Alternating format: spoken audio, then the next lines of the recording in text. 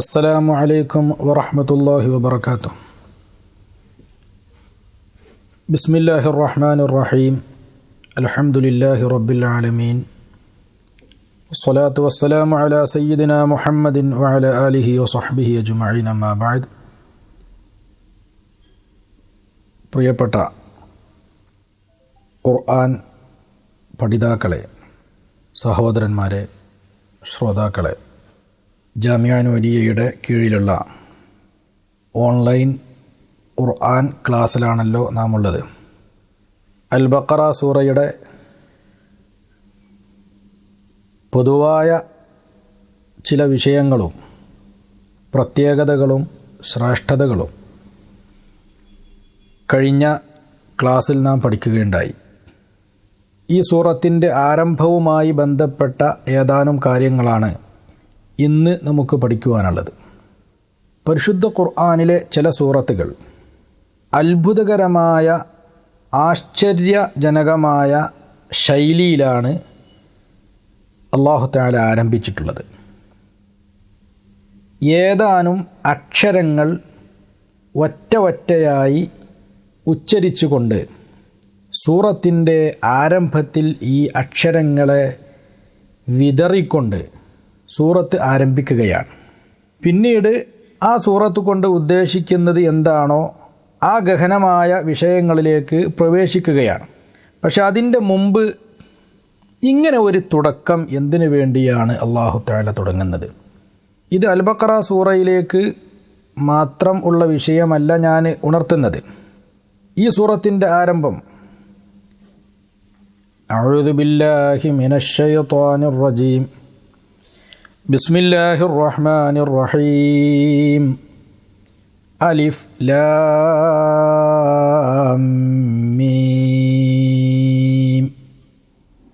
അലിഫ് ലാം മീം ഈ മൂന്ന് അക്ഷരങ്ങളുടെ നാമങ്ങൾ ഒറ്റയായി ഉച്ചരിച്ചുകൊണ്ടാണ് പിന്നീട് വിഷയത്തിലേക്ക് അല്ലാഹു തആല പ്രവേശിക്കുന്നത്. ഇതേ രൂപത്തിൽ മറ്റു പല സൂറത്തുകളിലുമുണ്ട്. മൊത്തം 29 സൂറത്തുകളിലാണ് ഇങ്ങനെ ഹിജായിയായ അക്ഷരം കൊണ്ട് അറബിയിലുള്ള അക്ഷരമാലയിലെ തിരഞ്ഞെടുക്കപ്പെട്ട അക്ഷരങ്ങൾ കൊണ്ട് സൂറത്തുകൾ ആരംഭിക്കുന്നത്. എന്താണ് ഇതിൻ്റെ ലക്ഷ്യം? എന്താണ് ഇതുകൊണ്ട് അല്ലാഹു സുബ്ഹാനഹു വ തആല ഉദ്ദേശിക്കുന്ന ഹിക്മത്ത്? ഈ ഒരു ശൈലി തീർച്ചയായും അറബികൾക്ക് പരിചയമില്ലാത്തതാണ്. എങ്കിലും അവർ ഈ ശൈലിയെ ഉൾക്കൊള്ളുകയും ഇതിൻ്റെ പിന്നിൽ എന്തൊക്കെയോ ഉദ്ദേശ്യങ്ങളും രഹസ്യങ്ങളുമുണ്ടെന്ന് മനസ്സിലാക്കുകയും ചെയ്തിരുന്നു. അതിന് ഏറ്റവും വലിയ തെളിവാണ് ഇമാമുകളൊക്കെ പറഞ്ഞതുപോലെ അറബി ഭാഷയിലില്ലാത്ത, അറബി സംസാരത്തിലില്ലാത്ത ഇത്തരം അക്ഷരങ്ങൾ കൊണ്ടുവന്നപ്പോൾ ഇതുപയോഗിച്ച് ഖുർആനിനെ വിമർശിച്ചതായി മുശ്രിക്കുകൾ ആക്ഷേപിച്ചതായി നാം അറിയുന്നില്ല, നമ്മിലേക്ക് ഉദ്ധരിക്കപ്പെട്ട് കിട്ടിയിട്ടില്ല. ഇമാം ഇബ്നുൽ അറബി റഹ്മത്തുള്ളാഹി അഹ്കാമുൽ ഖുർആനിൽ ഇത് പറഞ്ഞിട്ടുണ്ട്. അറബികൾ ഇതിൽ നിന്ന് ശത്രുക്കൾ വരെ എന്തോ മനസ്സിലാക്കിയിരുന്നു. ഏറ്റവും ചുരുങ്ങിയത് ഇത് എന്തൊക്കെയോ രഹസ്യങ്ങളാകുന്നു എന്നെങ്കിലും അവർ ഉൾക്കൊണ്ടിരുന്നു. അല്ലെങ്കിൽ എന്തൊരു കച്ചിത്തുരുമ്പ് കിട്ടിയാലും, ഒരവസരം കിട്ടിയാലും ഖുർആനിനെ എതിർക്കുവാൻ അത് ഉപയോഗിച്ചിരുന്ന മുശ്രിക്കുകൾ ഇങ്ങനെയുള്ള അക്ഷരങ്ങൾ ഖുർആനിലുണ്ട്, എന്തൊരു ഗ്രന്ഥമാണ് നിൻ്റെ ഗ്രന്ഥം, ആ പേരിൽ വിമർശിച്ചതായി ഞാൻ കണ്ടിട്ടില്ല. അപ്പോൾ ഖുർആൻ ഇത്തരം അക്ഷരങ്ങൾ കൊണ്ട് ചില സൂറത്തുകൾ ആരംഭിച്ചത് അതിനെ വിമർശിച്ചുകൊണ്ട് ഓറിയൻ്റലിസ്റ്റുകളും ഖുർആനിനെ വിമർശന പഠനത്തിന് വിധേയമാക്കുന്ന ഇസ്ലാമിൻ്റെ വിരോധികളും പലതും ഇപ്പോൾ പറയുന്നുണ്ട്. ആർക്കും മനസ്സിലാവാത്ത കുറേ കാര്യങ്ങൾ അതൊരു ഗ്രന്ഥത്തിൻ്റെ മേന്മയല്ല, അതൊരു ഗ്രന്ഥത്തിൻ്റെ മോശമാണ്, ആളുകൾക്ക് സന്മാർഗത്തിന് വേണ്ടി എന്ന് പറയുന്നൊരു ഗ്രന്ഥം ആളുകൾക്ക് തിരിയുന്ന ഭാഷയിലാവേണ്ട സംസാരിക്കേണ്ടത്. ഇങ്ങനെയെല്ലാം വിമർശകർ ഖുർആനെ സംബന്ധിച്ച് പലപ്പോഴും പറഞ്ഞിട്ടുണ്ട്. പക്ഷേ ഈ കാലഘട്ടത്തിൽ വിമർശകർ ഇത്തരം കാര്യങ്ങളൊക്കെ പറയുമ്പോൾ നാം അതിൻ്റെ മുമ്പ് മനസ്സിലാക്കേണ്ടത്, ഖുർആനിനെ വിമർശിക്കുവാനുള്ള ഒരവസരവും പാഴാക്കാത്തവരും ഇന്നത്തെക്കാൾ അതിന് താല്പര്യമുള്ളവരുമായിരുന്നു ഖുർആൻ അവതരിക്കുന്ന ഘട്ടത്തിൽ അവിടെ ഉണ്ടായിരുന്ന ആളുകൾ എന്നാണ്. ഇത് വളരെ പ്രധാനപ്പെട്ടൊരു വിഷയമാണ്. നബി സല്ലല്ലാഹു അലൈഹി വസല്ലം തങ്ങളുടെ വ്യക്തി ജീവിതത്തെക്കുറിച്ച് ഇന്ന് ആക്ഷേപം ചൊരിയുമ്പോൾ നാം മനസ്സിലാക്കേണ്ടതാണ്, എന്തൊരു പേര് കിട്ടിയാലും എന്തൊരു കാരണം കിട്ടിയാലും തങ്ങളെ വിമർശിക്കുവാനും എതിർക്കുവാനും തങ്ങൾ കൊണ്ടുവന്ന ആശയങ്ങളെ പരാജയപ്പെടുത്തുവാനും ഊണും ഉറക്കവും ഒഴിച്ച് കാത്തിരുന്നവരായിരുന്നു അന്നുണ്ടായിരുന്ന ശത്രുക്കൾ. അവർ ഇങ്ങനെ നിരീക്ഷിച്ച് ഇസ്ലാമിനെ എതിർക്കാൻ ശ്രമിച്ചിട്ടും ഇത്തരം കാര്യങ്ങൾ അവർക്ക് എതിർക്കാൻ സാധിച്ചില്ല എന്നത്, അല്ലെങ്കിൽ അവരുടെ എതിർപ്പിൽ ആ വിഷയം അവർ കൊണ്ടുവന്നില്ല എന്നത്, അത് ഈ വിഷയത്തിൽ എതിർക്കപ്പെടാവുന്ന ഒന്നുമില്ല എന്നതിൻ്റെ തെളിവാണ്. നബി സല്ലല്ലാഹു അലൈഹി വസല്ലം തങ്ങളുടെ ബഹുഭാര്യത്വത്തെ സംബന്ധിച്ച്, തങ്ങൾക്ക് സ്ത്രീകളുമായി ഉണ്ടായിരുന്ന ബന്ധങ്ങളെ സംബന്ധിച്ച്, ഇസ്ലാമിൻ്റെ യുദ്ധങ്ങളെ സംബന്ധിച്ച് ഒക്കെ ഇന്ന് വസ്വാസ് ഉണ്ടാക്കുമ്പോൾ നാം ഓർക്കേണ്ടതാണ്, തങ്ങളുടെ വ്യക്തി ജീവിതത്തെ വിമർശിച്ചുകൊണ്ട് തങ്ങളുടെ കൂടെ ജീവിച്ചിരുന്ന ശത്രുക്കളൊന്നും പറഞ്ഞിട്ടില്ല. ഏതെങ്കിലും ഒരു സ്ത്രീയെ മുഖത്തേക്ക് നോക്കിയെന്നോ, ഏതെങ്കിലും ഒരു സ്ത്രീയെ അനാവശ്യമായി സംസാരിച്ചു ആ സ്ത്രീയോട് എന്നോ, എവിടെയെങ്കിലും പിടിച്ചു എന്നോ ചുംബിച്ചു എന്നോ, അശ്ലീലകരമായ എന്തെങ്കിലും ആംഗ്യങ്ങൾ കാണിച്ചു എന്നോ, ഇങ്ങനെ തുടങ്ങിയിട്ട് ഒരു കാര്യവും അന്നത്തെ ശത്രുക്കൾക്ക് പറയാൻ സാധിച്ചിട്ടില്ലെങ്കിൽ ഇന്ന് അങ്ങനെ ഒരു ആക്ഷേപം ഉന്നയിക്കുന്നതിന് അടിസ്ഥാനം ഇല്ല എന്നല്ല, ഒരു ന്യായമേ ഇല്ല. ഇത് തന്നെയാണ് ഇത്തരം സൂറത്തിൻ്റെ ആരംഭത്തിൽ കൊടുത്ത അലിഫ് ലാം മീം പോലെയുള്ള അക്ഷരങ്ങളുടെയും അടിസ്ഥാനം. അന്ന് ഖുർആനെ എങ്ങനെയെല്ലാം വിമർശിക്കാൻ കഴിയുമോ അങ്ങനെയെല്ലാം വിമർശിച്ചിരുന്നവർ ഈ ഒരു അക്ഷരങ്ങൾ ആരംഭത്തിൽ വന്നു എന്ന കാരണത്താൽ ഖുർആനിനെ അവർ വിമർശിക്കുന്നില്ല. മറ്റു പല കാരണത്താലും അവരെ ഇലാഹിനെ കുറ്റം പറയുന്നുണ്ട്, അവരുടെ കുടുംബ ബന്ധങ്ങൾ തകർക്കുന്നുണ്ട്, ഇങ്ങനെല്ലാം പറഞ്ഞ പല കാര്യങ്ങളും അവർ പറഞ്ഞിരുന്നു. പക്ഷേ ഇതിൻ്റെ സൂറത്തിൻ്റെ ആരംഭത്തിൽ ഇങ്ങനെ ചില അക്ഷരങ്ങളുണ്ട് എന്ന് പറഞ്ഞ് അതല്ലായിരുന്നു അവരുടെ വിഷയം. അതുകൊണ്ട് തന്നെ ഇത്തരം അക്ഷരങ്ങൾക്ക് പല രഹസ്യങ്ങളുമുണ്ട്. ഇത് തന്നെ ചില സൂറത്തുകളിൽ ഓരോ അക്ഷരങ്ങളാണ്. നൂൻ വൽ ഖലമി വമാ യസ്തുറൂൻ, അവിടെ നൂൻ എന്നത് ഒരൊറ്റ അക്ഷരമായിട്ടാണ് എഴുതുന്നത്, വായിക്കുന്നത്, ഓതുന്നത്. സ്വാദ് വൽ ഖുർആനി ദിക്ർ, സ്വാദ് ഒരൊറ്റ അക്ഷരമാണ്. ഖാഫ് വൽ ഖുർആനിൽ മജീദ്, ഖാഫ് ഒരക്ഷരമാണ്. ഇങ്ങനെ ചില സൂറത്തുകളിൽ ഒറ്റ അക്ഷരങ്ങൾ, ചില സൂറത്തുകളിൽ രണ്ടക്ഷരങ്ങൾ. ഹാമീം, ഒരുപാട് സൂറത്തുകളിലുണ്ട് ഹാമീം. 7 സൂറത്തുകളിൽ ഹാമീം വന്നിട്ടുണ്ട്. അതൊരു ഫാമിലിയാണ്, ഹാമീം കുടുംബം എന്നാണ് അതിന് പറയുന്നത്. യാസീൻ, ത്വാസീൻ, ത്വാഹ തുടങ്ങിയതൊക്കെ വെറും 2 അക്ഷരങ്ങളാണ് ഇതുപോലെ അള്ളാഹു ഈ സൂറത്തിൻ്റെ ആരംഭത്തിൽ വെച്ചിട്ടുള്ളത്. ചിലത് 3ആണ്. നമ്മുടെ അൽ ബഖറ സൂറയിൽ ഉള്ളതുപോലെ അലിഫ് ലാം മീം. 6 സൂറത്തുകളുടെ ആരംഭത്തിൽ ഇങ്ങനെ തുടക്കമുണ്ട്. അലിഫ് ലാം മീം സജദ നമുക്കൊക്കെ അറിയുന്നതാണ്, സജദ സൂറത്ത്. അതുപോലെ ത്വാസീം മീം, അലിഫ് ലാം റാ, ഇങ്ങനെയുള്ള ചില അക്ഷരങ്ങളൊക്കെ 3 അക്ഷരങ്ങളായിട്ടാണ് സൂറത്തുകളുടെ ആരംഭത്തിൽ വന്നിട്ടുള്ളത്. വേറെ ചില അക്ഷരങ്ങൾ 4 വന്നതുണ്ട്. അലിഫ് ലാം മീം റാ ഖുർആനിലുള്ളതാണ്. അലിഫ് ലാം മീം സ്വാദ്, ഇങ്ങനെയുള്ള 4 അക്ഷരങ്ങൾ കൊണ്ട് തുടങ്ങുന്ന സൂറത്തുകൾ. 5 അക്ഷരങ്ങൾ കൊണ്ട് തുടങ്ങുന്ന സൂറത്തുകളുമുണ്ട്. കാഫ് ഹാ യാ ഐൻ സാദ് ഹാമീം ഐൻ സീൻ ഖാഫ്. ഈ രണ്ട് സൂറത്തിൽ 5 അക്ഷരങ്ങളാണ് ആരംഭത്തിൽ വന്നിരിക്കുന്നത്. അപ്പോൾ ഒരക്ഷരം കൊണ്ട് തുടങ്ങുന്നത്, 2 അക്ഷരം കൊണ്ട് തുടങ്ങുന്നത്, 3 അക്ഷരം കൊണ്ട് തുടങ്ങുന്നത്, 4 കൊണ്ട് തുടങ്ങുന്നത്, 5 കൊണ്ട് തുടങ്ങുന്നത്, ഇങ്ങനെ 5 തരത്തിൽപ്പെട്ടതാണ് സൂറത്തിൻ്റെ ആരംഭത്തിൽ വന്നിരിക്കുന്ന ഈ അക്ഷരങ്ങൾ. അപ്പോൾ ഈ ഒരു ക്ലാസ്സിൽ നാം ഈ പറയുന്ന കാര്യം എല്ലാ സൂറത്തിൻ്റെയും ഇങ്ങനെയുള്ള ആരംഭങ്ങളിലേക്ക് നമുക്ക് പഠനമാണ്. എന്തിനു വേണ്ടിയാണ് ഇത് പറഞ്ഞത് എന്നത്, ഇതിൻ്റെ അർത്ഥം എന്താകുന്നു എന്നത് പല വ്യാഖ്യാനങ്ങളും ഇതിൽ വന്നിട്ടുണ്ട്. ഒട്ടേറെ മുഫസ്സിറുകൾ ഇങ്ങനെയുള്ള അക്ഷരങ്ങൾക്ക് തഫ്സീർ പറയാറില്ല. അത് അല്ലാഹു സുബ്ഹാനഹു വ തആല തിരഞ്ഞെടുത്ത, അല്ലാഹു സ്വന്തമായി മറ്റുള്ളവർക്ക് മനസ്സിലാക്കി കൊടുക്കാതെ അള്ളാഹുവിൻ്റെ അടുക്കൽ രഹസ്യമായി സൂക്ഷിച്ചു വെച്ച ഒരു ഇൽമാകുന്നു. ആ ഇൽമിൻ്റെ സൂചകങ്ങൾ എന്ന നിലക്ക് അക്ഷരങ്ങൾ പറഞ്ഞതാണ്. അതിൻ്റെ യഥാർത്ഥ ഉദ്ദേശം നമുക്കറിഞ്ഞുകൂടാ. ഈ അക്ഷരങ്ങളുടെ ഉദ്ദേശം എന്താണ് എന്ന് സ്വഹാബാക്കൾ ചോദിച്ചതായി നമുക്കറിഞ്ഞുകൂടാ. വ്യാഖ്യാനങ്ങൾ ഇബ്നു അബ്ബാസ് എന്നിവരിൽ നിന്നും മറ്റൊക്കെ വന്നിട്ടുണ്ട്. അതേസമയം അള്ളാഹുവിൻ്റെ റസൂലെ എന്താണ് അലിഫ് ലാം മീം എന്ന് പറഞ്ഞാൽ അലിഫിൻ്റെ ഉദ്ദേശം എന്താണ്, ലാമിൻ്റെ ഉദ്ദേശം എന്താണ്, മീമിൻ്റെ ഉദ്ദേശം എന്താണ്, ഈ രൂപത്തിൽ ചോദിച്ചതായിട്ട് എൻ്റെ പരിമിതമായ അറിവിൽ അത് പെട്ടിട്ടില്ല. അപ്പോൾ അവർ ഇത് ഉൾക്കൊണ്ടിരുന്നു, മനസ്സിലാക്കിയിരുന്നു. ഇതിൻ്റെ താല്പര്യം അവർക്കറിയാമായിരുന്നു. ഇത് രഹസ്യമായ ചില കോഡുകളാണെങ്കിൽ, രഹസ്യമായ ഇൽമിൻ്റെ ഭാഗങ്ങളാണെങ്കിൽ അതങ്ങനെയുള്ള ഇൽമാണ് എന്നവർ മനസ്സിലാക്കിയത് കൊണ്ട് ചോദിച്ചിട്ടില്ലായിരുന്നു.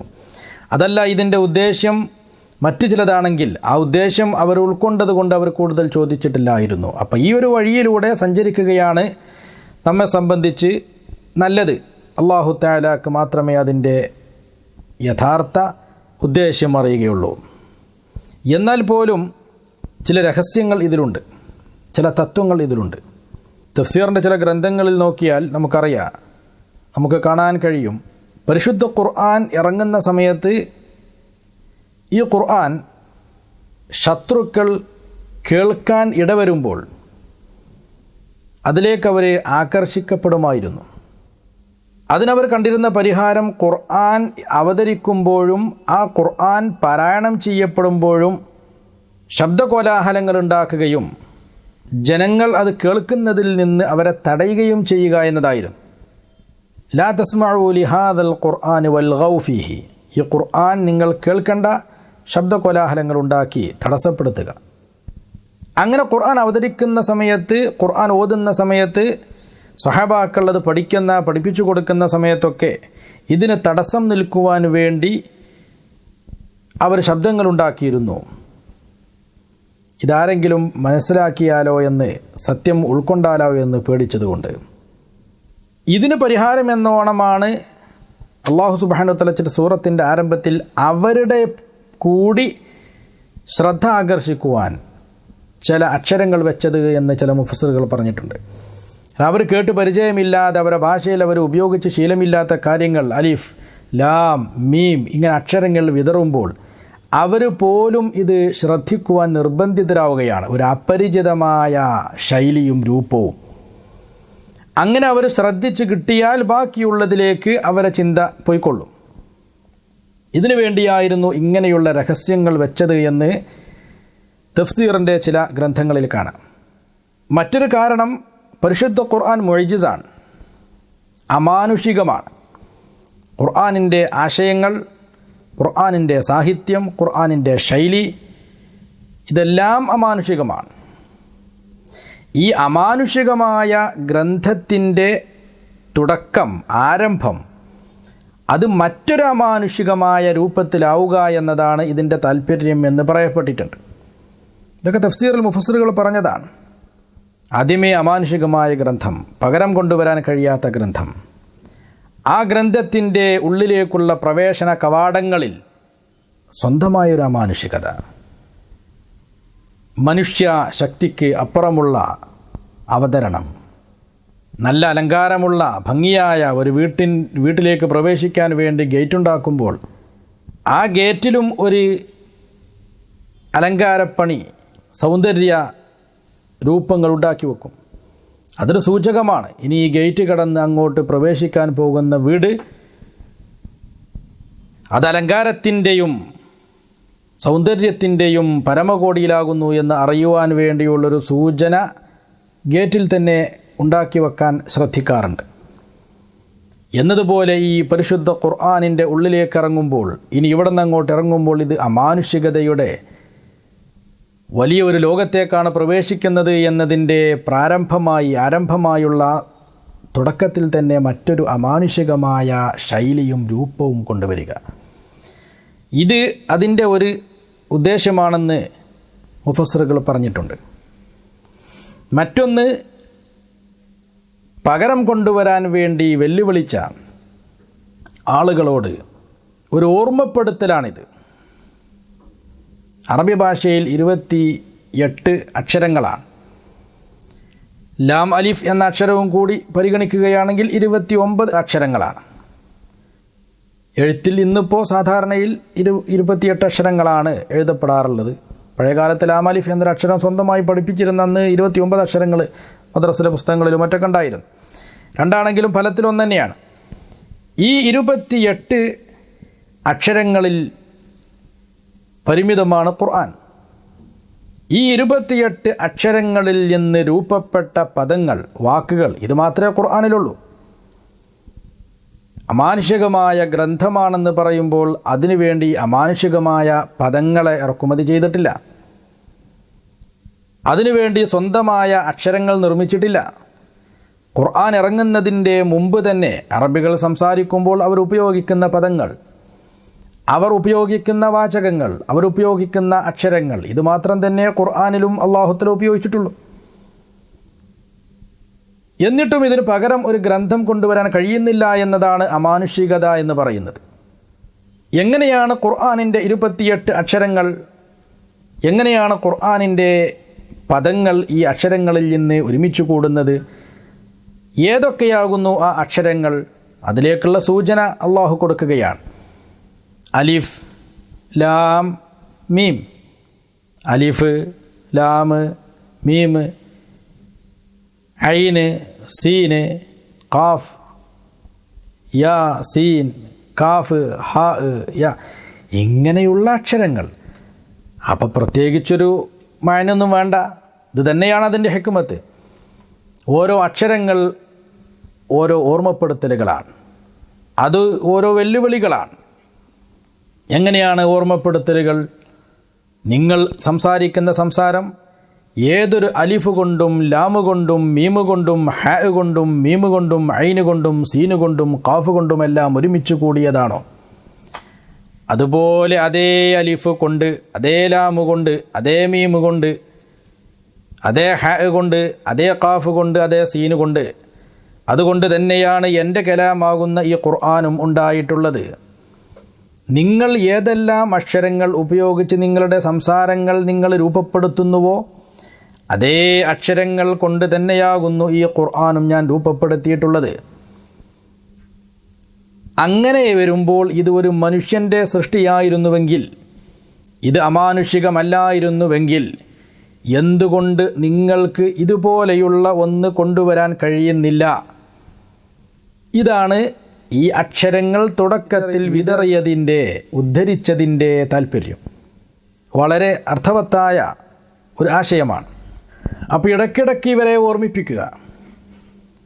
ശത്രുക്കൾ പരിശുദ്ധ ഖുർആൻ കൊണ്ടുവരാൻ, ഖുർആനിന് തുല്യമായത് കൊണ്ടുവരാൻ ശത്രുക്കളെ അല്ലാഹു വെല്ലുവിളിച്ചപ്പോൾ, ആ വെല്ലുവിളിക്ക് മുമ്പിൽ പരാജിതരായി നിന്നിരുന്ന ശത്രുക്കളെ ഒന്നുകൂടി നോവിക്കൽ, ഒന്നുകൂടി അവരെ വഷളാക്കൽ ഇതുകൊണ്ട് കരസ്ഥമാവും.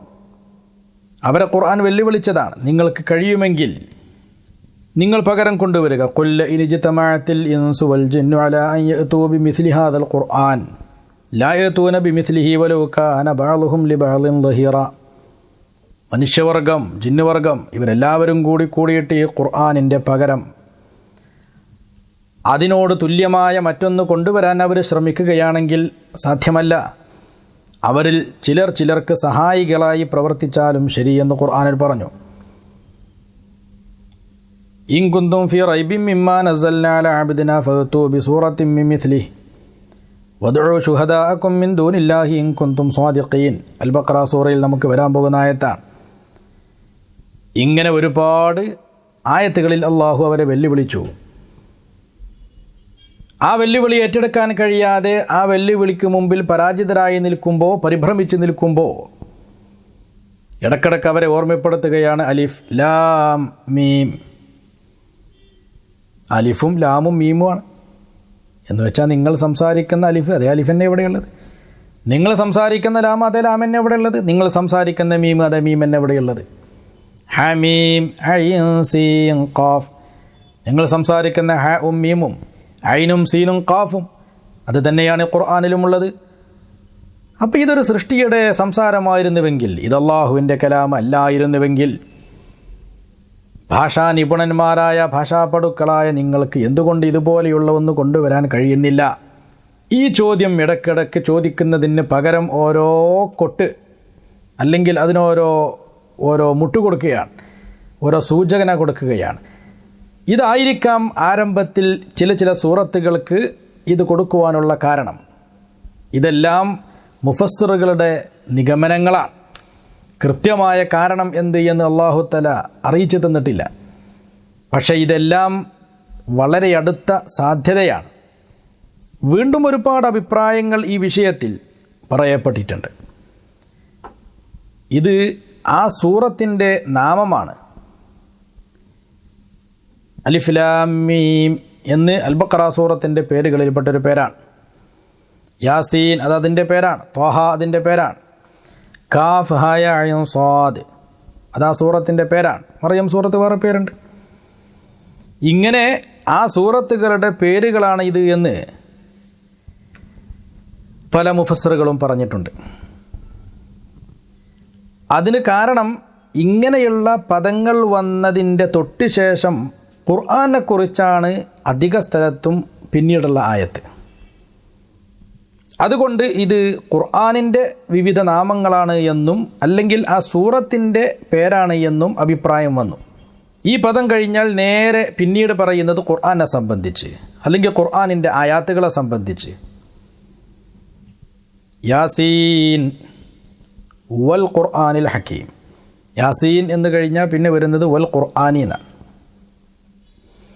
അലിഫ് ലാം മീം ദാലിക്കൽ കിതാബ്. അലിഫ് ലാം മീം എന്ന് കഴിഞ്ഞാൽ തൊട്ട് ശേഷം അള്ളാഹു പറയുന്നത് ദാലിക്കൽ കിതാബ്. സജദ സൂറത്തിൽ അലിഫ് ലാം മീം തൻസീലുൽ കിതാബ് അവിടെ പറയുന്നതും കിതാബ്. ത്വാഹ മാ അൻസൽനാ അലൈക്കൽ ഖുർആന ലിതഷ്ഖാ. ത്വാഹ എന്ന് കഴിഞ്ഞ് പിന്നെ പറയുന്നത് മാ അൻസൽനാ അലൈക്കൽ ഖുർആൻ. ഖുർആൻ നാം നിങ്ങൾക്ക് ഇറക്കി തന്നിട്ടില്ല. അലിഫ് ലാം മീം നസ്സല അലൈക്കൽ കിതാബ്. ഖാഫ് വൽ ഖുർആനിൽ മജീദ്. സ്വാദ് വൽ ഖുർആനി ദിക്ർ. അപ്പോൾ ഈ സൂറത്തുകളുടെ ആരംഭത്തിൽ ഇങ്ങനെയുള്ള പദങ്ങൾ ഉദ്ധരിച്ചതിൻ്റെ ശേഷം തൊട്ടടുത്ത ആയത്തുകളിൽ അള്ളാഹു സംസാരിക്കുന്നത് അല്ലെങ്കിൽ അള്ളാഹു പറയുന്നത് ഖുർആനിനെ സംബന്ധിച്ചാണ്, സൂറത്തിനെ സംബന്ധിച്ചാണ്. അപ്പോൾ അതിൽ നിന്ന് മനസ്സിലാക്കിയെടുത്തതാണ് ഇത് ഖുർആനിൻ്റെ നാമമാണ്, അതല്ലെങ്കിൽ ആ സൂറത്തിൻ്റെ പേരാണ്. 3 സൂറത്തുകളിൽ വ്യക്തമായി ഇതിൻ്റെ ശേഷം സൂറത്തിൻ്റെ അല്ലെങ്കിൽ ഖുർആനിനെക്കുറിച്ച് വ്യക്തമായി പറഞ്ഞിട്ടില്ല. അങ്കബൂത്ത് സൂറത്തിൽ, റൂം സൂറത്തിൽ, നൂന് സൂറത്തിൽ, ഈ 3 സൂറത്തിലും ഇങ്ങനെയുള്ള അക്ഷരങ്ങൾ ഉണ്ട്. നൂൻ വൽ ഖലമി വമാ യസ്തുറൂൻ. ഇങ്ങനെയുള്ള ചില 2-3 സൂറത്തുകളിലാണ് ഈ പദങ്ങൾ അല്ലെങ്കിൽ ഈ അക്ഷരങ്ങൾ വന്നതിൻ്റെ ശേഷം പിന്നീട് ഖുർആനിനെക്കുറിച്ച് നേരെ പരാമർശം വരാത്തത്. മറ്റ് 25-26 സ്ഥലങ്ങളിലും ഇത് കഴിഞ്ഞാൽ പിന്നെ വരുന്നത് ഖുർആനിനെ സംബന്ധിച്ചാണ് അല്ലെങ്കിൽ സൂറത്തിനെ സംബന്ധിച്ചാണ്. അത് കാരണമായിട്ടാണ് ഇത് സൂറത്തിൻ്റെ നാമമാണ് അല്ലെങ്കിൽ ഖുർആനിൻ്റെ നാമമാണ് എന്ന് പല മുഫസ്സിറുകളും പറഞ്ഞത്. പിന്നെ മറ്റ് പല സൂചനകളും പലരും പറഞ്ഞിട്ടുണ്ട്. ഇതൊക്കെ സാധ്യതകൾ മാത്രമാണ്. ഒരു പദത്തിലേക്ക് സൂചന കൊടുക്കാൻ വേണ്ടി ഉപയോഗിക്കുന്ന ചില അക്ഷരങ്ങളാണ്. ഇങ്ങനെ അലിഫ് ലാം മീം എന്നതിനെ സംബന്ധിച്ച് ഇബ്നു അബ്ബാസ് റളിയല്ലാഹു തആല അൻഹുമയിൽ നിന്ന് തന്നെ പല റിപ്പോർട്ടുകളും വന്നിട്ടുണ്ട്. അലിഫ് എന്ന് പറഞ്ഞാൽ അത് ആലാ ഉല്ലാഹി, അള്ളാഹുവിൻ്റെ നിഅമത്തുകൾ. അറബിയിൽ ആലാ എന്ന് പറയുമ്പോൾ അതിൻ്റെ ആരംഭത്തിൽ അലിഫാണ്. ആ അലിഫാണ് ഇവിടെ കൊടുത്ത അലിഫ്. ലാം എന്ന് പറയുന്നത് ലുത്ഫ്, അള്ളാഹുവിൻ്റെ ഔദാര്യം, കാരുണ്യം. അപ്പോൾ ലുത്ഫ് എന്നതിൻ്റെ ഒന്നാമത്തെ അക്ഷരമാകുന്ന ലാം എടുത്തു കൊടുത്തതാണ്. മീം എന്ന് പറയുന്നത് അള്ളാഹുവിൻ്റെ മുൽക്ക്, അധികാരം, അതിലേക്ക് സൂചിപ്പിക്കുവാനുള്ള. അപ്പം ഒരു പൂർണ്ണമായ പദത്തിൻ്റെ സൂചനകളായിട്ട് ഇംഗ്ലീഷിലൊക്കെ പറയാറുണ്ടല്ലോ. SC എന്ന് പറയുമ്പോൾ സുപ്രീം കോർട്ട്, HC എന്ന് പറയുമ്പോൾ ഹൈക്കോർട്ട്, PM എന്ന് പറയുമ്പോൾ പ്രൈം മിനിസ്റ്റർ, CM എന്ന് പറയുമ്പോൾ ചീഫ് മിനിസ്റ്റർ. ഇതുപോലെ ഒരു അക്ഷരം പറഞ്ഞ് അതുകൊണ്ടൊരു പൂർണ്ണമായ പദം ആണ് അല്ലാഹു തആല ഉദ്ദേശിക്കുന്നത് എന്ന് വ്യാഖ്യാനങ്ങൾ വന്നിട്ടുണ്ട്. അതിൻ്റെ ഭാഗമായി പല വ്യാഖ്യാനങ്ങളും വന്നിട്ടുണ്ട്. അനല്ലാഹു അഅലമു, ഞാൻ അല്ലാഹുവോ ഞാനാണ് ഏറ്റവും അറിയുന്നവൻ എന്നാണ് അലിഫ് ലാം മീം എന്തുകൊണ്ട് ഉദ്ദേശിക്കുന്നത്. അപ്പോൾ അലിഫ് എന്ന് പറഞ്ഞാൽ അന എന്നാണ്, ലാം എന്ന് പറഞ്ഞാൽ അല്ലാഹു എന്നതിൻ്റെ സൂചനയാണ്, മീം എന്ന് പറഞ്ഞാൽ അഅലമു ഞാനാണ് ഏറ്റവും അറിയുന്നവൻ. ഇതിൻ്റെ സൂചനകളായി ഓരോ അക്ഷരങ്ങൾ കൊടുത്തതാണ്. ഇതൊരഭിപ്രായമാണ്. അല്ലെങ്കിൽ അലിഫ് ലാം മീം എന്ന് പറഞ്ഞാൽ അലിഫ് എന്നതുകൊണ്ട് ഉദ്ദേശിക്കുന്നത് അല്ലാഹു, ലാം എന്നതുകൊണ്ട് ഉദ്ദേശിക്കുന്നത് ജിബ്രീൽ അലൈഹിസ്സലാം, മീം എന്നതുകൊണ്ട് ഉദ്ദേശിക്കുന്നത് മുഹമ്മദുൻ സല്ലല്ലാഹു അലൈഹി വസല്ലം. അപ്പോൾ ഈ ഒരു ഖുർആൻ അള്ളാഹുവിൽ നിന്ന് ജിബ്രീൽ അലൈഹിസ്സലാം മുഖേന മുഹമ്മദ് എന്നവരിലേക്ക് ഇറക്കപ്പെട്ടതാകുന്നു. അപ്പോൾ ആരംഭത്തിൽ അള്ളാഹു എന്ന്, താഴെ ജിബ്രീൽ എന്ന്, അതിൻ്റെ താഴെ മുഹമ്മദ് എന്ന്. നബി സല്ലല്ലാഹു അലൈഹി വസല്ലമ തങ്ങളുടെ കയ്യിൽ തങ്ങൾ അണിഞ്ഞിരുന്ന മോതിരത്തിൻ്റെ എഴുത്തിനെ സംബന്ധിച്ചുണ്ടല്ലോ ബുഖാരിയിലും മറ്റ് ഹദീസിൻ്റെ ഗ്രന്ഥങ്ങളിലൊക്കെ. മോതിരത്തിൻ്റെ നഖ്ഷ്, മോതിരക്കല്ലുമ്മേൽ അല്ലെങ്കിൽ മോതിരത്തിൻ്റെ കണ്ണിയിൽ എഴുതി വച്ചിരുന്ന ആ എഴുത്ത് സീലടിക്കാൻ പറ്റുന്ന എഴുത്തുകളായിരുന്നു എന്നും മുഹമ്മദുർ റസൂലുള്ളാഹി എന്നായിരുന്നു എഴുതിയിരുന്നത് എന്നും, ആ എഴുതിയതിൽ തന്നെ അള്ളാഹു എന്നത് ഏറ്റവും മുകളിൽ, അതിൻ്റെ താഴെ റസൂൽ എന്നത് നടുവിൽ, മുഹമ്മദ് എന്നത് ഏറ്റവും അടിയിൽ. അങ്ങനെ അടിയിൽ നിന്ന് മുകളിലേക്ക് വായിക്കുമ്പോൾ മുഹമ്മദുർ റസൂലുള്ളാഹി, മുകളിൽ നിന്ന് താഴേക്ക് നോക്കുമ്പോൾ അള്ളാഹു റസൂൽ മുഹമ്മദ് ഈ രൂപത്തിൽ. അപ്പോൾ അതിന് പറയപ്പെട്ട പല കാരണങ്ങൾ. അള്ളാഹുവിൻ്റെ നാമത്തിൻ്റെയും മുകളിൽ തൻ്റെ നാമം വരരുത് എന്ന അദബ് കൊണ്ടായിരുന്നു തങ്ങൾ എഴുതിയപ്പോൾ ആദ്യം അള്ളാഹു എന്നും പിന്നെ റസൂൽ എന്നും അതിൻ്റെ താഴെ മുഹമ്മദ് എന്നും എഴുതിയത് എന്ന് ഹദീസിൻ്റെ ഷാരിഹ്യങ്ങൾ വിശദീകരിച്ചിട്ടുണ്ട്. എന്നതുപോലെ ഇവിടെ അലിഫ് ലാം മീം എന്ന് പറയുമ്പോൾ ഏറ്റവും ആദ്യം അള്ളാഹു, ആ അള്ളാഹുവിൽ നിന്ന്. ലാം എന്ന് പറഞ്ഞാൽ ജിബ്രീൽ അലൈഹി ഇസ്ലാമിലൂടെ, മീം എന്ന് പറഞ്ഞാൽ മുഹമ്മദുൻ സല്ലല്ലാഹു അലൈഹി വസല്ലം തങ്ങളിലേക്ക് ഇറക്കപ്പെട്ട ഗ്രന്ഥമാണ്. ദാലിക്കൽ കിതാബ്, ആ ഗ്രന്ഥമാകുന്നു പരിശുദ്ധ ഖുർആൻ. ഇത് സൂചിപ്പിക്കുവാൻ വേണ്ടിയാണ്. അതല്ല അലിഫ് ലാം എന്ന് പറഞ്ഞാൽ ലൗഹുൽ മഹ്ഫൂദ് എന്നതിൻ്റെ ചുരുക്കമാകുന്നു എന്ന് പറഞ്ഞവരുണ്ട്. അതെല്ലാം നാം ഈ ക്ലാസ്സിൽ വിശദീകരിച്ച് പഠിക്കേണ്ടതില്ല.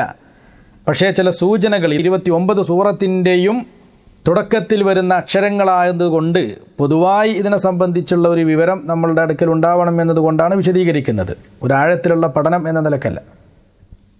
മറ്റു ചിലർ പറഞ്ഞു അലിഫ് ലാം റാ എന്ന് പറയുന്നത് ഹമീം എന്നും നൂൻ എന്നും, ഇത് എല്ലാം കൂടി കൂട്ടുമ്പോൾ അർ-റഹ്മാൻ എന്നാണ്.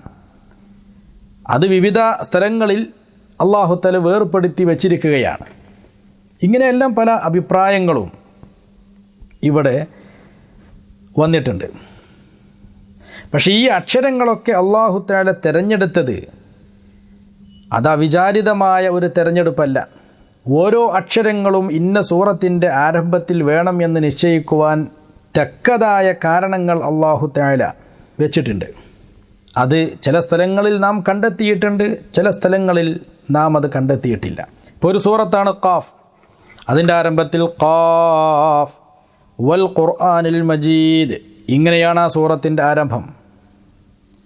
ബഹുമാനപ്പെട്ട ഇമാം സർക്കശി അൽ ബുർഹാൻ ഫി ഉലൂമിൽ ഖുർആൻ എന്ന തൻ്റെ ബുർഹാൻ എന്ന കിതാബിൽ ഇത് സംബന്ധിച്ച് പറഞ്ഞത്, എന്തിനാണ് അല്ലാഹു തആല ഈ സൂറത്തിൻ്റെ ആരംഭത്തിൽ ഖാഫ് എന്ന് തന്നെ പറഞ്ഞത്? എന്തുകൊണ്ട് അവിടെ ഹമീം എന്ന് പറഞ്ഞുകൂടാ? എന്തുകൊണ്ട് അവിടെ അലിഫ് ലാം മീം എന്ന് പറഞ്ഞുകൂടാ? അല്ലെങ്കിൽ യാസീൻ എന്ന് പറഞ്ഞുകൂടാ? അതിനെ സംബന്ധിച്ച് നോക്കുമ്പോൾ ഈ സൂറത്തിൽ ഖാഫ് എന്ന അക്ഷരം ഒരുപാട് തവണ വന്നിട്ടുണ്ട്. ഇത്രയധികം ഖാഫ് വന്ന ഇതുപോലെ ഒരു സൂറത്ത്, ഇത്ര കുറഞ്ഞ ആയത്തുകളിൽ ഇത്രയധികം അക്ഷരങ്ങൾ ഖാഫായി വന്നത് മറ്റു സൂറത്തിലൊന്നും കാണാൻ കഴിയുന്നില്ല. അപ്പോൾ അതുകൊണ്ടായിരിക്കും ഈ സൂറത്തിൻ്റെ ആരംഭം തന്നെ ഒരു ഖാഫ് എന്നതുകൊണ്ട് അള്ളാഹു തുടങ്ങിയത്. ആ സൂറത്ത് മൊത്തം നോക്കുമ്പോൾ നമുക്കറിയാം, ഇദ് യതലഖൽ മുതലഖിയാനി അനിൽ യമീനി വഅനിശ് ശിമാലി ഖഈദ്. ഇദ് യതലഖൽ മുതലഖിയാനി, യതലഖ എന്ന് പറയുമ്പോൾ അവിടെ ഖാഫ്, മുതലഖിയാനി എന്ന് പറയുമ്പോൾ വേറൊരു ഖാഫ്, ഖഈദ് എന്ന് പറയുമ്പോൾ വേറൊരു ഖാഫ്. യൗമ തശഖഖുൽ അർളു അൻഹും സിറാഅ, തശഖഖു രണ്ട് ഖാഫ്.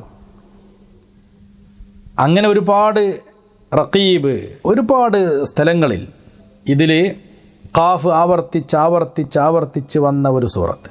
അപ്പോൾ തുടക്കത്തിൽ ഖാഫ് എന്നതുകൊണ്ട് തന്നെയാണ് അല്ലാഹു തആല ഈ സൂറത്ത് തുടങ്ങിയത്.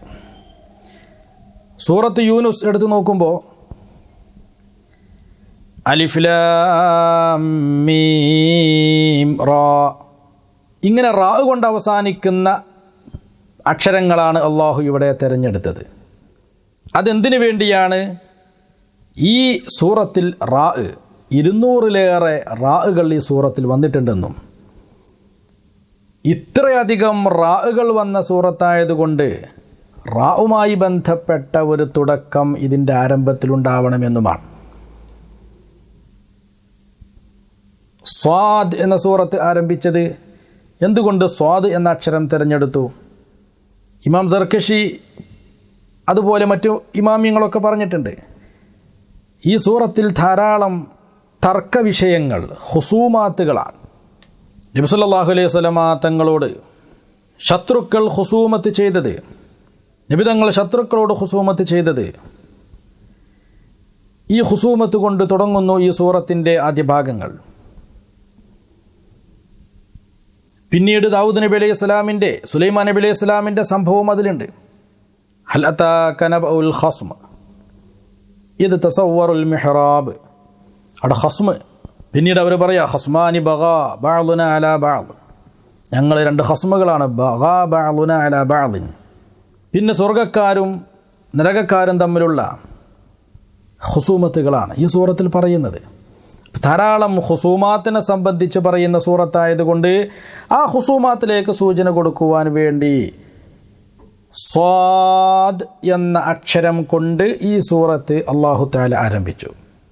അപ്പോൾ ഒരു കാരണവുമില്ലാതെ ചില അക്ഷരങ്ങൾ ചില സ്ഥലങ്ങളിൽ വെച്ചു എന്നതല്ല, ഓരോ സൂറത്തിൻ്റെയും ആരംഭത്തിൽ ആ അക്ഷരങ്ങൾ വെക്കുവാനുള്ള പ്രത്യേകമായ കാരണങ്ങൾ അല്ലാഹു തആല കണക്കാക്കിയിട്ടുണ്ട്. നാം കണ്ടെത്തിയത് ഉണ്ടായിരിക്കും, നാം കണ്ടെത്താത്തതും ഉണ്ടായിരിക്കും. പക്ഷേ ഹിക്മത്തുകൾ ഇതിൻ്റെ പിന്നിലുണ്ട്. ഈ ഹിക്മത്തുകൾ സലഫ് മനസ്സിലാക്കിയിരുന്നു. നമ്മളിലേക്ക് ഉദ്ധരിച്ച് കിട്ടിയാലും ശരി, ഉദ്ധരിച്ച് കിട്ടിയില്ലെങ്കിലും ശരി മനസ്സിലാക്കിയിരുന്നു. ബഹുമാനപ്പെട്ട ഇബ്നു അബ്ബാസ് റളിയല്ലാഹു തആല അൻഹുമാ അവരിൽ നിന്ന് മഹാനായ ഇമാം ഇബ്നു കസീർ റഹ്മഹുല്ലാ പറഞ്ഞ ഒരു ഉദ്ധരിച്ച ഹദീസുണ്ട്. തഫ്സീർ ഇബ്നു കസീറിൽ നോക്കിയാൽ കാണാം. ഇബ്നു അബ്ബാസ് റളിയല്ലാഹു അൻഹു പറയാണ്, തഫ്സീറു അലാ അർബഅത്തിൻ, തഫ്സീർ 4 വിധമാണ്. തഫ്സീറുൻ ലാ യുഅ്ദറു അഹദുൻ ഫീ ഫഹ്മിഹി, എല്ലാവർക്കും മനസ്സിലാക്കാൻ കഴിയുന്ന, മനസ്സിലാക്കിയില്ലെങ്കിൽ ഒരു ഉഴുതുറും കൊടുക്കാൻ കഴിയാത്ത അത്രയും സുവ്യക്തമായത്. അത് അറബി ഭാഷ മനസ്സിലായാൽ മതി. അറബികളുടെ ഉസ്ലൂബ് അല്ലെങ്കിൽ അറബി സാഹിത്യത്തിൽ അങ്ങേ അറ്റം എത്തിയില്ലെങ്കിൽ പോലും മനസ്സിലാക്കാവുന്ന കാര്യങ്ങൾ. ഇതൊരു തഫ്സീറാണ്. മറ്റൊന്ന് എല്ലാവർക്കും മനസ്സിലാവില്ല. അറബിയിലുള്ള ബലാഗ ഫസാഹയിൽ അങ്ങേയറ്റം എത്തിയവർക്ക് മനസ്സിലാകുന്ന ഇസ്തിആറത്തുകളും മജാസുകളും ഒക്കെ അടക്കമുള്ള ശൈലികളൊക്കെയുള്ള തഫ്സീറുൻ യഅരിഫുൽ അറബു മിൻ ലുഗാതിഹ, അറബികൾക്ക് അവരുടെ ലുഗത്തുകളിൽ നിന്ന് മനസ്സിലാക്കിയെടുക്കാൻ കഴിയുന്ന തഫ്സീർ. മറ്റൊരു തഫ്സീർ തഫ്സീറുൻ യഅലമുഹു റാസിഖൂന ഫിൽ ഇൽം. അല്ലാഹു തആല പറഞ്ഞ വറാസിഖൂന ഫിൽ ഇൽമി എന്ന് പറഞ്ഞ റാസിഖീങ്ങൾക്ക് മാത്രം അറിയുന്ന തഫ്സീർ.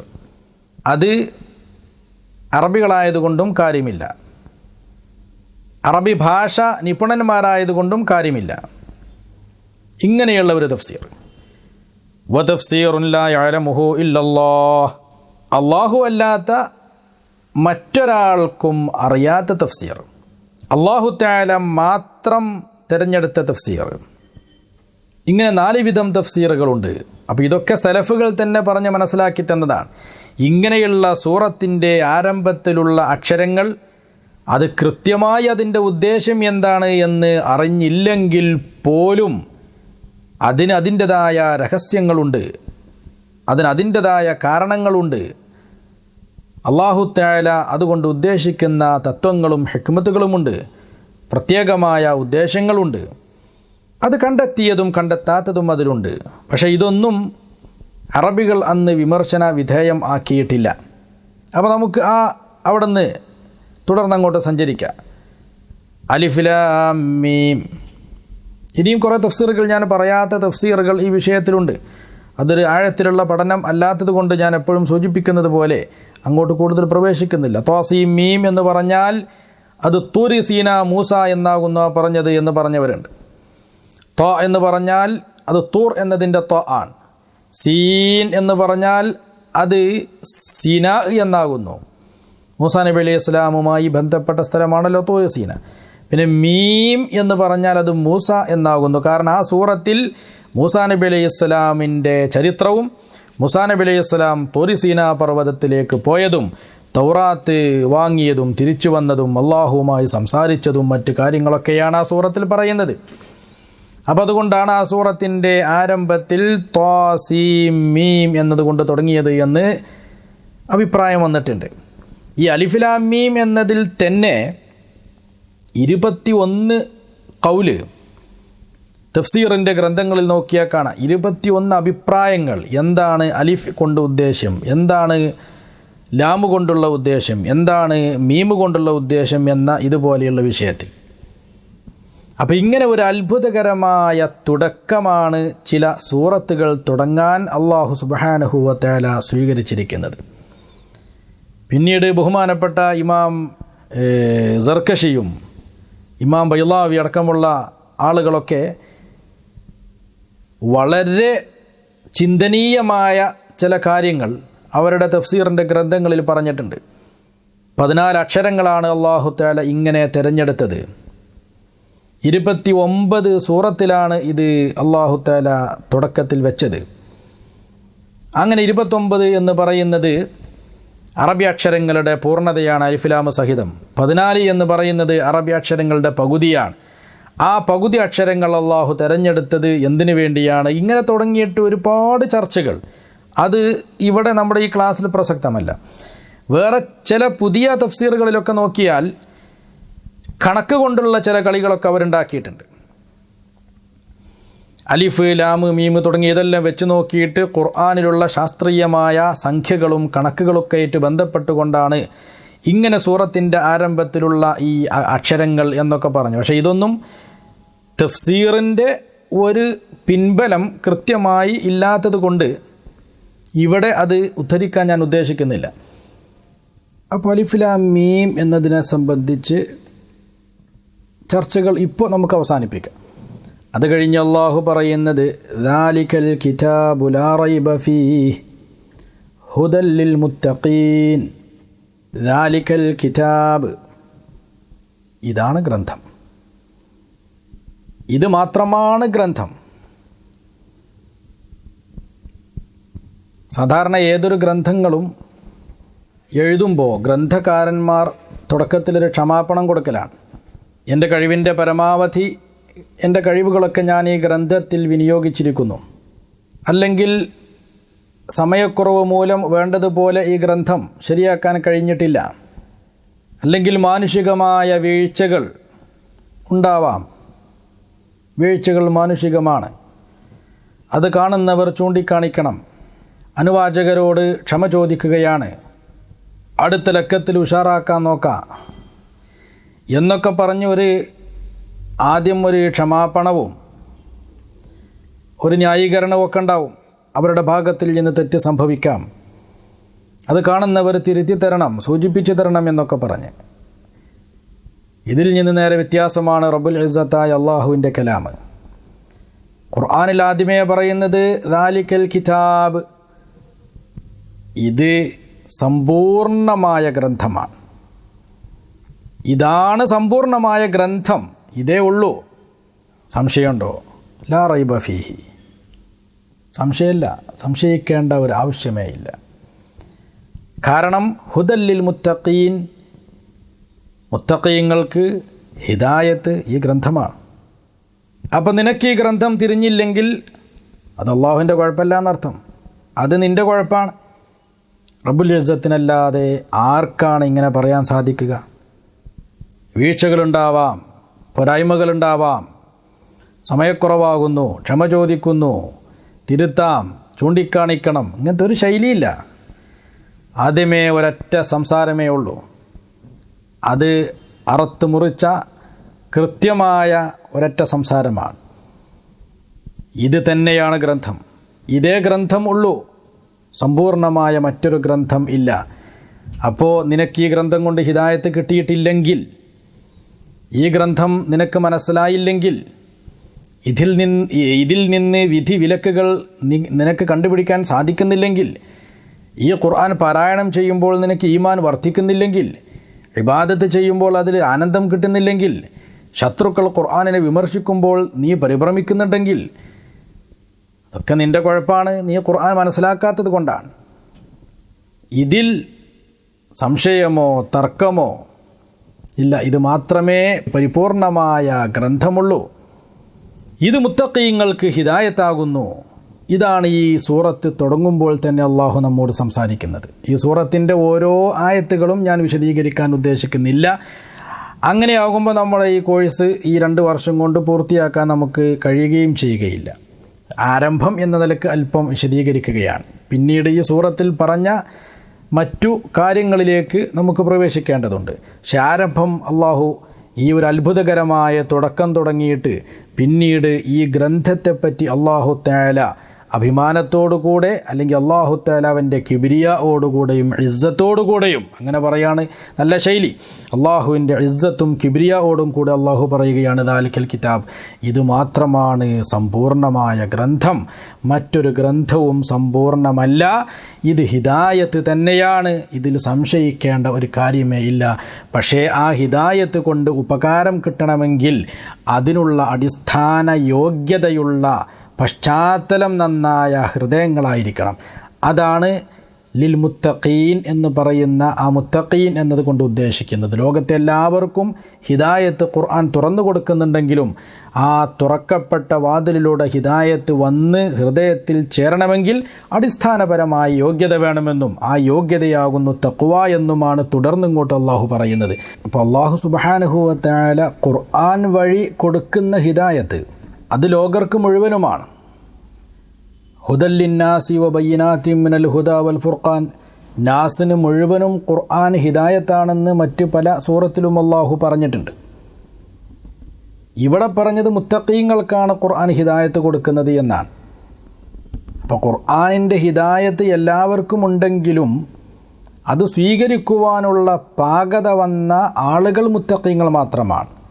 പിന്നീട് ആരാണ് ഈ മുത്തഖീങ്ങൾ എന്ന് തുടർന്ന് അങ്ങോട്ടുള്ള ആയത്തുകളിലൂടെ അള്ളാഹു വിശദീകരിക്കുന്നുണ്ട്. മുത്തഖീങ്ങളെപ്പറ്റിയും അത് കഴിഞ്ഞ് കാഫിറുകളെ സംബന്ധിച്ചും അത് കഴിഞ്ഞ് മുനാഫിഖുകളെ സംബന്ധിച്ചും അള്ളാഹു തആല വിശദീകരിക്കുന്നുണ്ട്. അത് അടുത്ത ക്ലാസ്സിൽ ഇൻഷാ അല്ലാഹു തആല അതിൻ്റെ ചുരുങ്ങിയ രൂപം നമുക്ക് മനസ്സിലാക്കാം. ഇന്ന് ഈ ക്ലാസ് നമുക്ക് കൂടുതൽ പഠിക്കുവാനും ഖുർആൻ മനസ്സിലാക്കുവാനും അല്ലാഹു തആല നമുക്കൊക്കെ തൗഫീഖ് ചെയ്യുമാറാവട്ടെ. വാഖിറു ദഅവാന അൽഹംദുലില്ലാഹി റബ്ബിൽ ആലമീൻ. അസ്സലാമു അലൈക്കും വറഹ്മത്തുള്ളാഹി.